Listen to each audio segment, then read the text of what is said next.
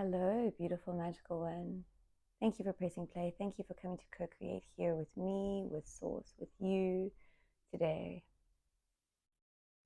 Friends, I don't know what is going to come through, but I do know what I'm feeling energetically for you. And it's very much this rebirth energy, this phoenix rising. My hair is going to annoy me. I feel like I put a box on top of it.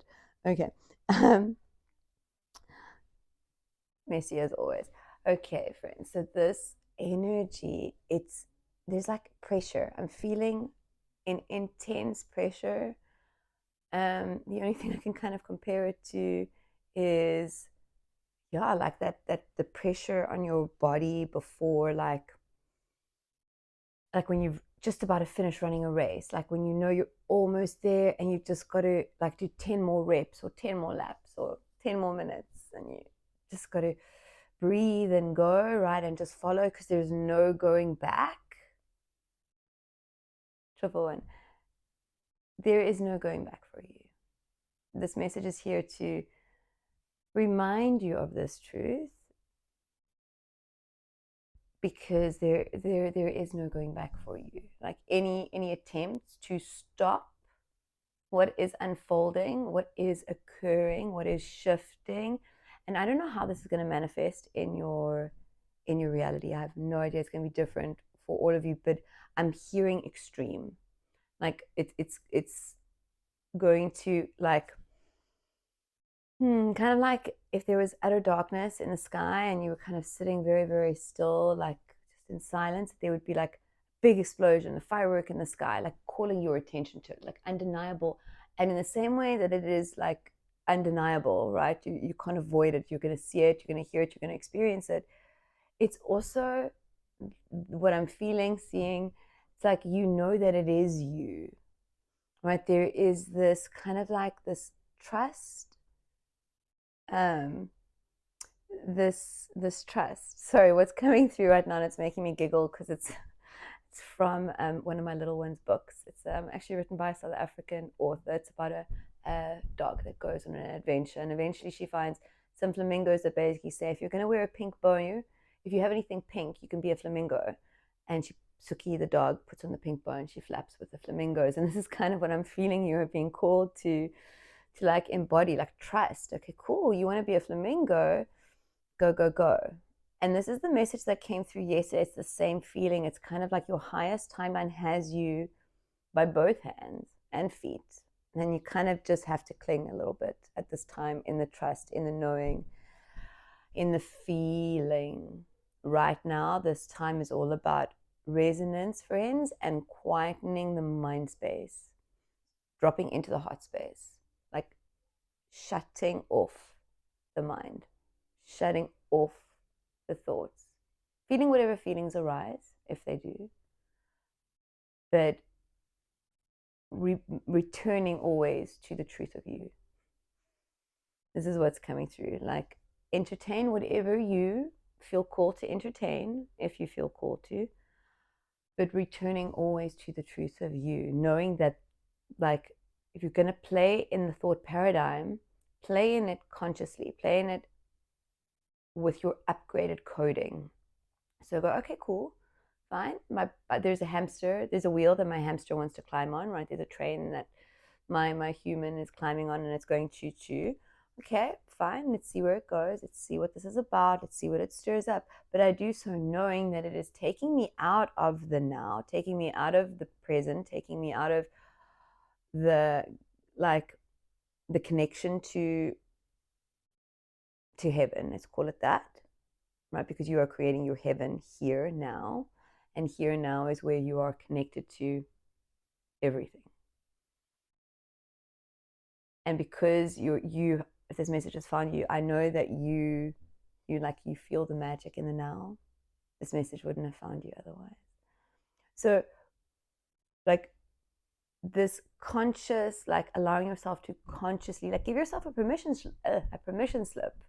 This is what's coming through. Like, literally give yourself the ticket and go, okay, cool, go climb on that train. But I know it's not real. This is an old paradigm.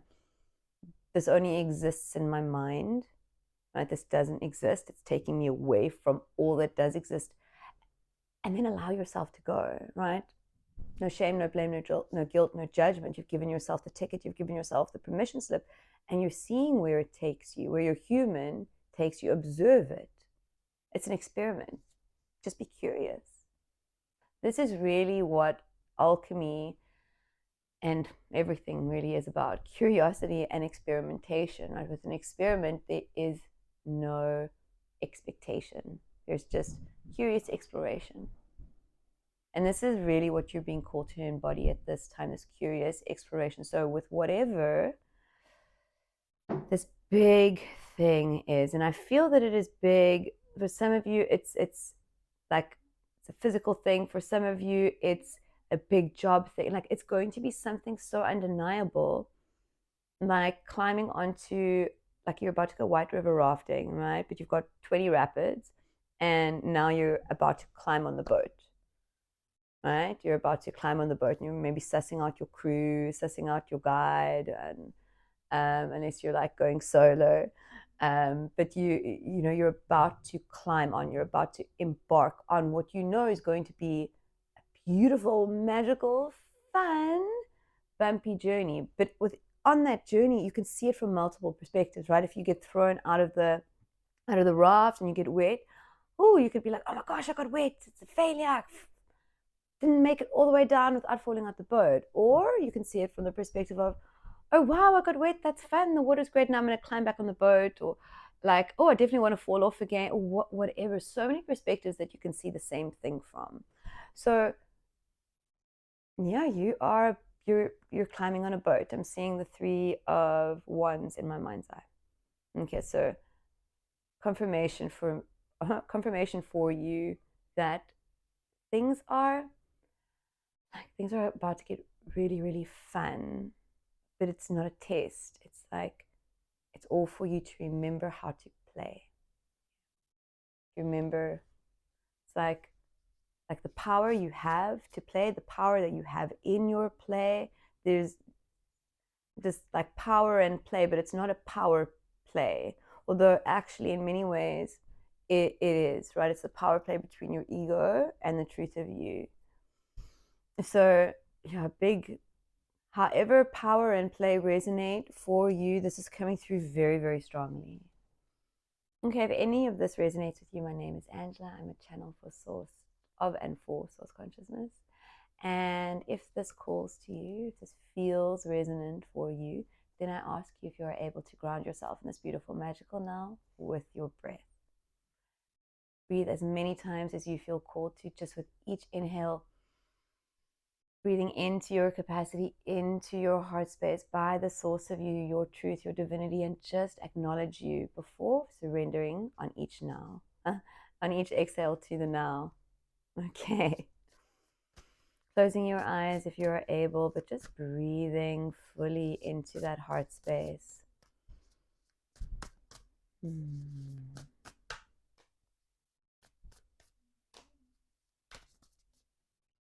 one more being told.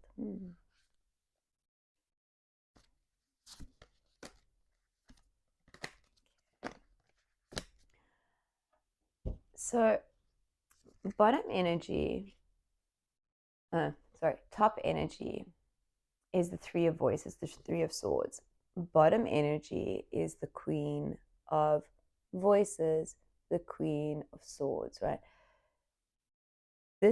What I'm feeling here is this is really what you have been discovering: your inner strength, your inner warrior, your inner wisdom, your inner seer, the inner mystic. But this is kind of where like the mystic in you has met the truth of you. What I'm seeing here is that like the mystic was kind of like your ego's entry into spirituality, right? Because your ego had to be excited by what was going on to be enticed, you know, to want to really play in the esoteric, spiritual, mystical realm.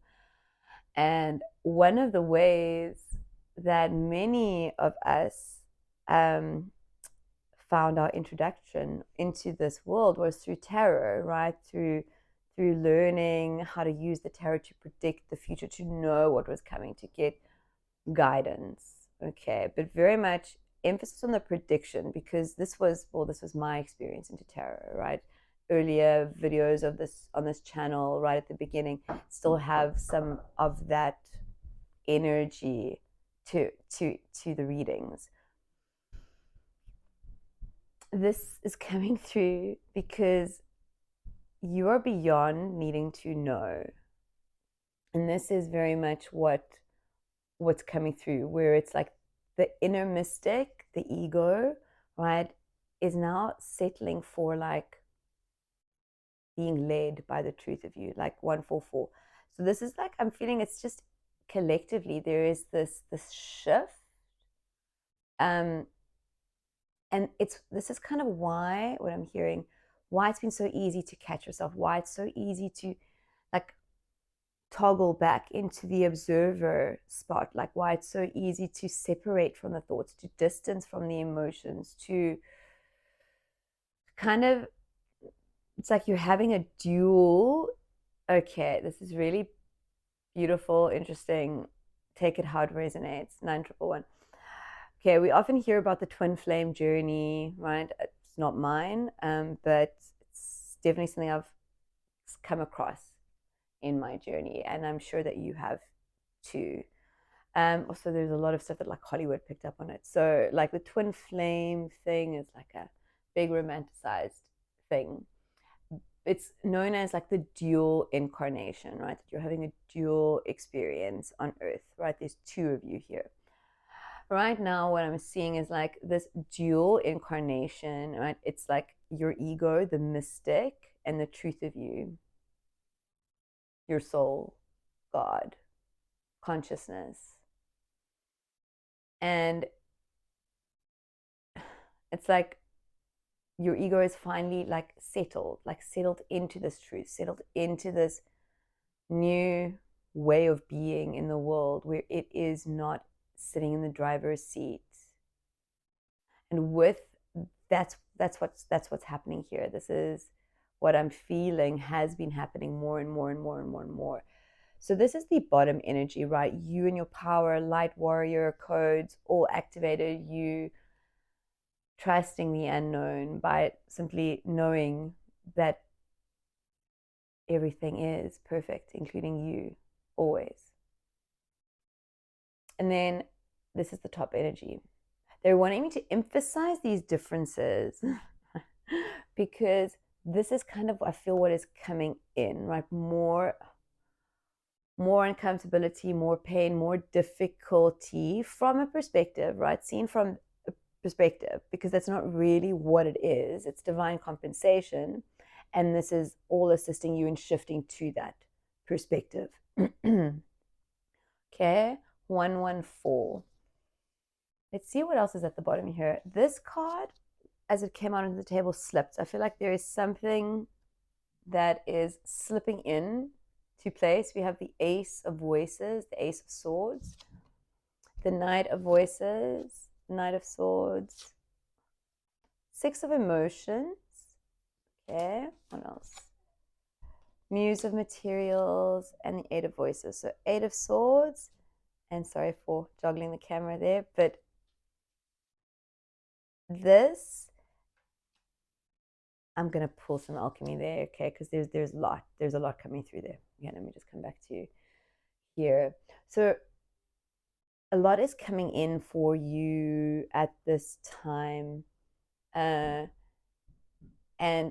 you see the moon, sun, it's like reflecting the clouds, right? It's a reflecting device.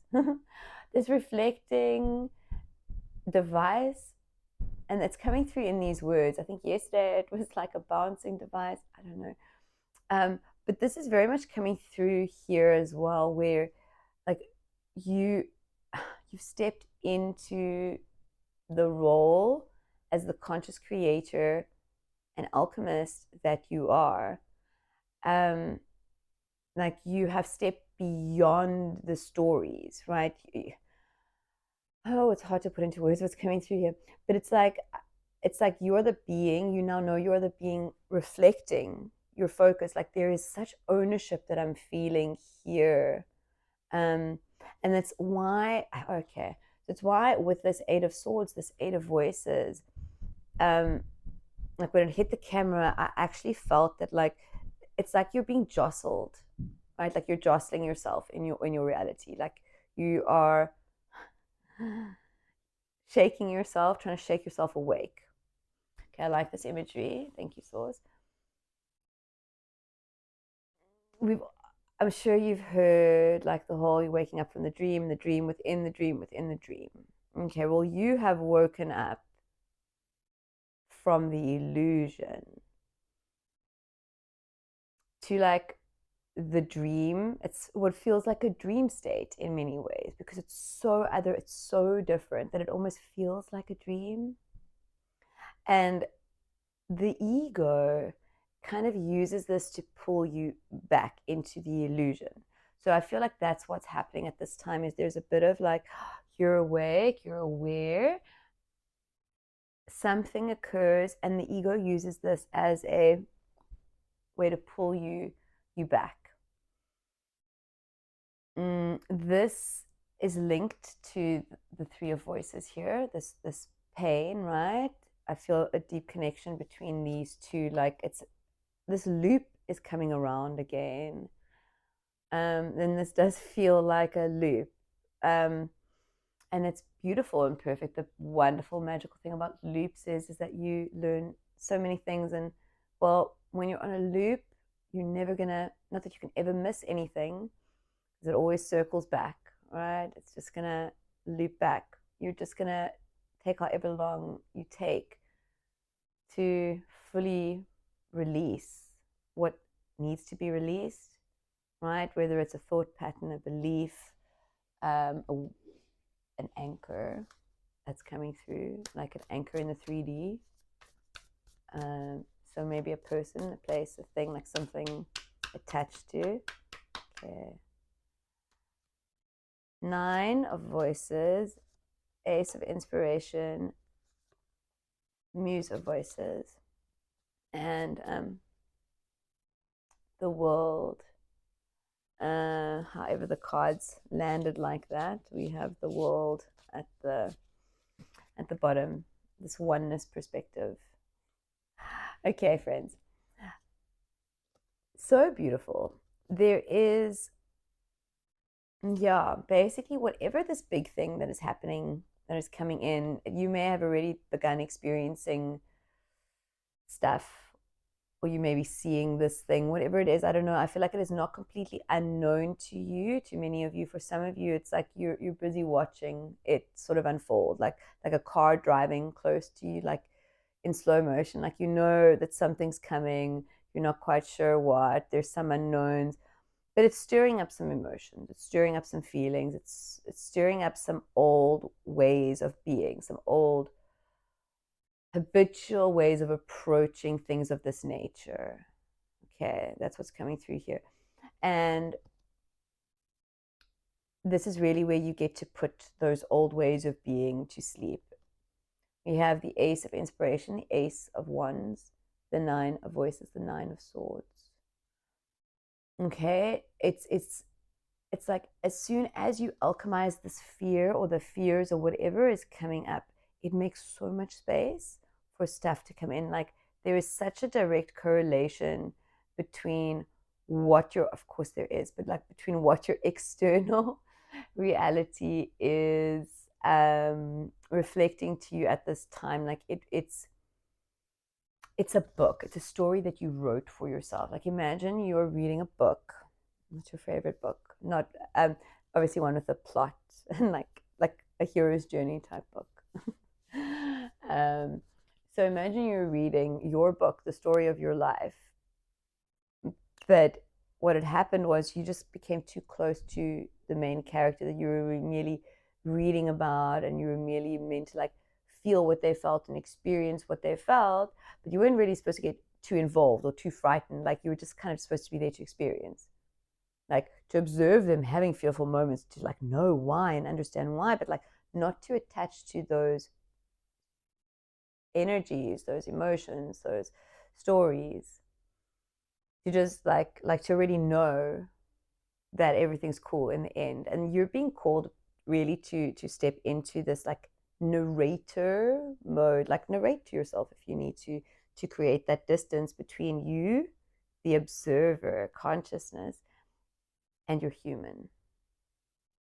This space, this distance is what is going to assist you in like putting these fears to sleep, but not in a way of like, oh, go away. Like, this is not skeletons in a closet, right? This is not shoving things in a closet and closing it up for another day. This is really, really, really where emphasis on the really, friends, if it didn't come through enough, that it gets to be like, yeah, like rock to sleep, put away, and it's done. You're right. You know, you don't have to check on them again. It's done.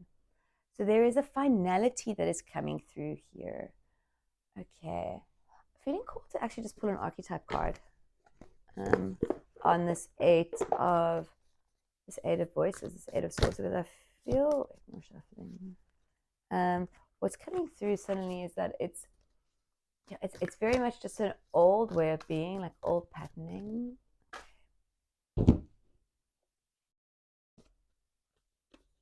Okay, we have the father too. Okay, I'm actually going to read from the book here. The great father, the masculine, the protector. Alongside the mother, the father resides in the central axis of the archetypal family. The father embodies both light and dark aspects of the masculine. Thus, he is infinitely dynamic and complex. His energy is strong and regal, embodying such virtues as honesty, wisdom, and loyalty. Yet, ironically and simultaneously, the father is often absent, literally or emotionally. Through absence or action, the father eventually reveals that he is neither a king nor a god, but a human being with many flaws and wounds. He is both the guardian and the one that leaves us to the wolves. Here, yet gone. The champion and the failure, the father can never resolve or escape this duality. It is inherent in the archetype itself. Witnessing the father's limitations allows the child to grow beyond the family and into the world. Supportive, when light, supportive, strategic, regal, kind, authority. When dark, disappearing, disappointing, devastated by failures. Go deeper, Saturn devouring his son. Become a student of this masculine energy. Watch the father in movies, in Shakespeare plays. See the father as a pattern, not as personal. This is very much the energy that I'm feeling, like this, not personal. Read poems about the father, Sharon Olds, His Stillness, William Blake's Little Boy Lost.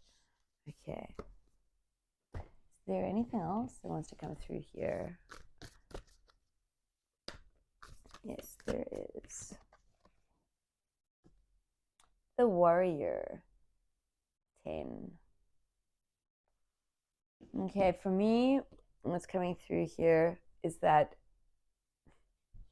this is your warrior code, right? This is you. This is the archetype that is most present. Like, this is